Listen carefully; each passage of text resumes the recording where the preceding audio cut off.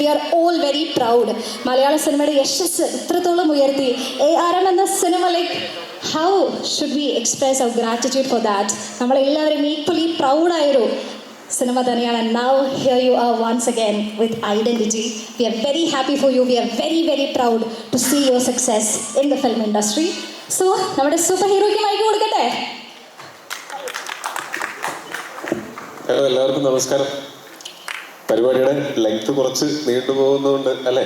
എന്നാലും എനിക്ക് ഒരു 2 വാക്ക് പറയണം എന്നുണ്ട്. ഈ സിനിമ തീർച്ചയായിട്ടും സ്പെഷ്യലാണ്. അഖിൽ ഒരു 2020 മുതൽ ഒരു സ്ക്രിപ്റ്റ് ഉണ്ട്, ഞാനത് കംപ്ലീറ്റ് ചെയ്തിട്ട് വരാം എന്ന് പറഞ്ഞിട്ട് 2022 എൻ്റെ അഖിൽ. അപ്പോൾ അഖിൽ ആ സമയം മുതൽ 2020 മുതൽ വർക്ക് ചെയ്യുന്ന ഒരു സബ്ജക്റ്റാണിത്. അപ്പോൾ ഇതൊരു സിനിമയായിട്ട് ഇപ്പോൾ റെഡിയാവുന്നു, അടുത്ത മാസം ഇറങ്ങാൻ പോകുന്നു എന്നൊക്കെ പറയുമ്പോൾ ഭയങ്കരമായിട്ടുള്ള ഒരു എക്സൈറ്റ്മെൻ്റ് ഉണ്ട്. ഇതങ്ങനെ ഒരു എടുക്കാൻ അങ്ങനെ എളുപ്പമുള്ളൊരു സിനിമയായിരുന്നില്ല. അത് ഡയറക്ടർക്കാണെങ്കിലും അതിൽ അഭിനയിക്കുന്ന ആക്ടേഴ്സിനാണെങ്കിലും കുറച്ച് നമുക്ക് നല്ല ഹെക്റ്റിക്കായിരുന്നു.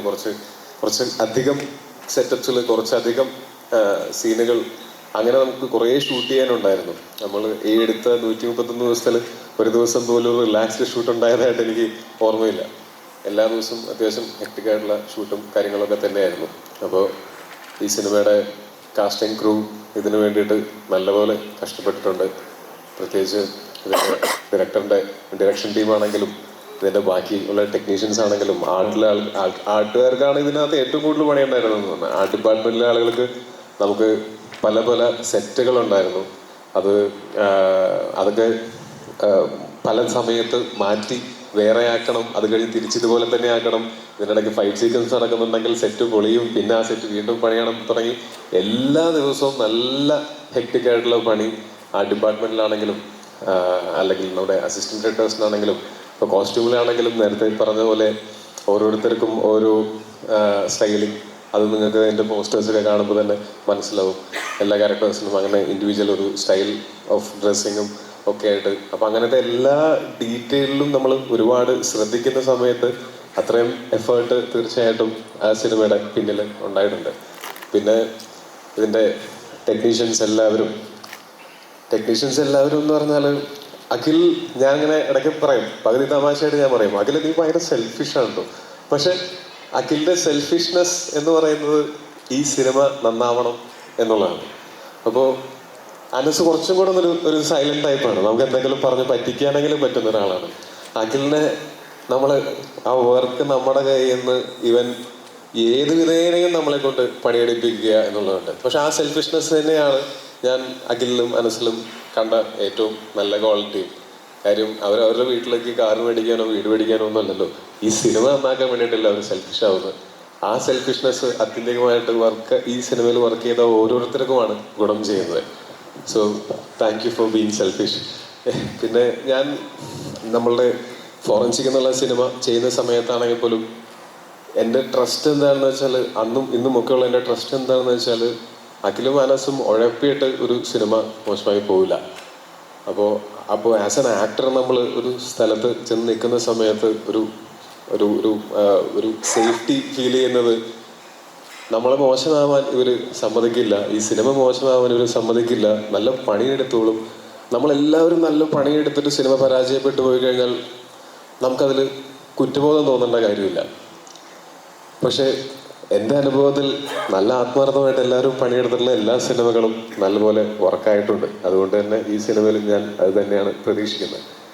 പിന്നെ ഇതിലെ പ്രൊഡ്യൂസേഴ്സ്, ആദ്യം രാജശേഖരനായിരുന്നു ഈ സിനിമയിലെ രാഗ മൂവീസിൻ്റെ ബാനറിലായിരുന്നു. പിന്നീട് ഒരു ഘട്ടത്തിൽ CJ റോയ് സാർ നമ്മുടെ കോൺഫിഡൻറ്റ് ഗ്രൂപ്പും കൂടെ ഇതിൻ്റെ ഭാഗമായി. ഈ സിനിമ ഞാൻ ഈ പറഞ്ഞ പോലെ നമ്മളെല്ലാവരും ഇത്രയും ടെക്നീഷ്യൻസും ആക്ടേഴ്സും ഒക്കെ ഇത്രയും പണിയെടുക്കുന്ന സമയത്ത് ഈ പണിയെടുക്കാനുള്ള സാഹചര്യം ഒരുക്കി തരിക എന്ന് പറയുന്നത് അത് പ്രൊഡ്യൂസർമാരാണ് ചെയ്തു തരുന്നത്. ഈ സിനിമയ്ക്ക് ഈ കഥയെയും ഇതിൽ വർക്ക് ചെയ്യുന്ന ഓരോരുത്തരെയും വിശ്വസിച്ചുകൊണ്ട് ഇത്രയും അത്യാവശ്യം ഒരു ബഡ്ജറ്റ് ഉള്ള ഒരു സിനിമയാണത്.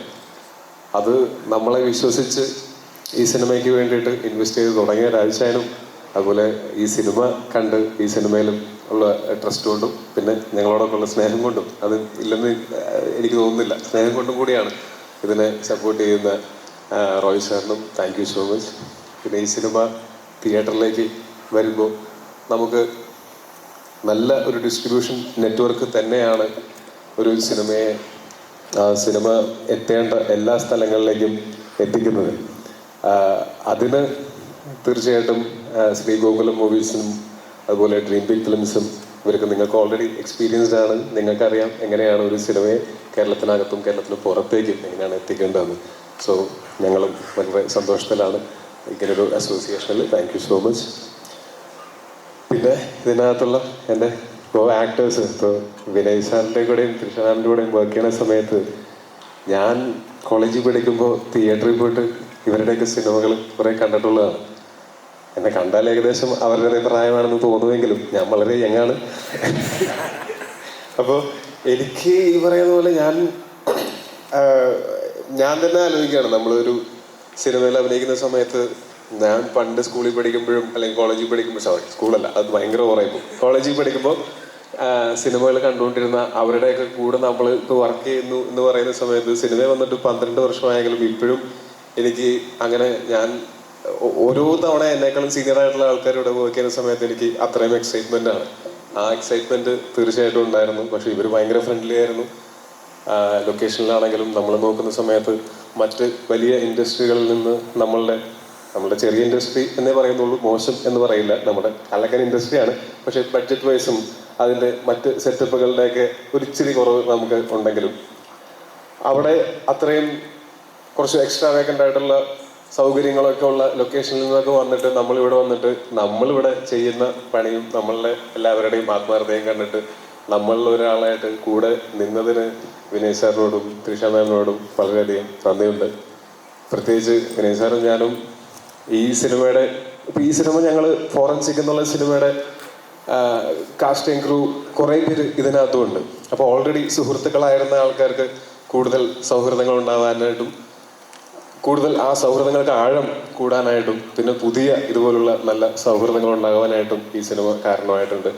ഞാൻ വർക്ക് ചെയ്തിട്ടുള്ള കോ ആർട്ടിസ്റ്റുകളിൽ വളരെ അടുപ്പമുള്ള, എപ്പോഴും ഇടയ്ക്ക് അങ്ങോട്ടും ഇങ്ങോട്ടും വിളിച്ച് വിശേഷങ്ങളൊക്കെ പറയുന്ന, അതായത് ഞങ്ങൾക്ക് അങ്ങനെ ബാക്കി ലോക കാര്യങ്ങളെക്കാളും ഒക്കെ സിനിമയാണ് ഞങ്ങളെ ഏറ്റവും കൂടുതൽ ഞങ്ങൾ സംസാരിച്ച് ഒരു ദിവസം ഞങ്ങൾ ഈ ഷൂട്ടിൻ്റെ ഇടയ്ക്കുള്ള ഗ്യാപ്പുകളിലൊക്കെ നമ്മൾ ഒരു 5 മണിക്കൂർ സംസാരിക്കുന്നുണ്ടെങ്കിൽ 4.25 മണിക്കൂറും നമ്മൾ കണ്ട സിനിമകളും അല്ലെങ്കിൽ ആ സിനിമകളിൽ നമ്മൾ എക്സൈറ്റ് ചെയ്ത എലമെൻസും പെർഫോമൻസസും എന്നൊക്കെ പറഞ്ഞിട്ട് ഈ സിനിമയിലെ ചില സീക്വൻസുകളിൽ എനിക്ക് അതെങ്ങനെ പെർഫോം ചെയ്യണം അല്ലെങ്കിൽ അതിനെങ്ങനെ മോഡുലേറ്റ് ചെയ്യണം എന്ന ഡൗട്ട് വന്ന സമയത്ത് എനിക്ക് വളരെ ഈസിലി അപ്രോച്ചബിൾ ആയിരുന്നു വിനയ് സാറ്. ഞാനും വിനയ് സാറും അഖിലൊക്കെ കൂടെ ഇരുന്ന് നമ്മൾ അങ്ങനെയൊക്കെ ഡിസ്കഷൻ, അതായത് ആ സീനിൽ വിനയ് സാർ ഇല്ല, എന്നിട്ടും കൂടെ അതിൻ്റെ ഒരു പ്രിപ്പറേഷനിലും ഡിസ്കഷനിലൊക്കെ കൂടെ വന്നിരുന്നു. അപ്പോൾ thank you so much for being A great friend. Thank you so much.